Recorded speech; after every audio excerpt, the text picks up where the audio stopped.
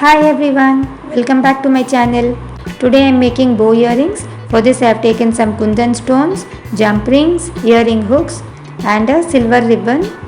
Fold the ribbon as shown and stitch in the middle using thread and needle.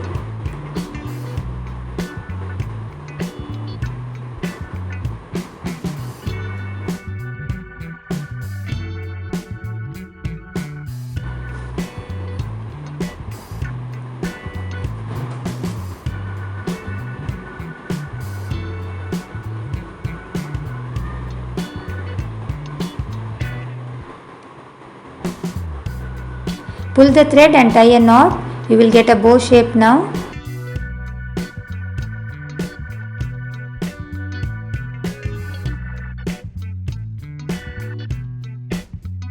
Now glue a kundan stone in the middle using a strong glue.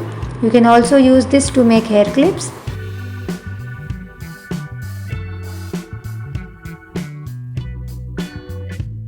Now take a head pin, insert it through one hole in the kundan stone.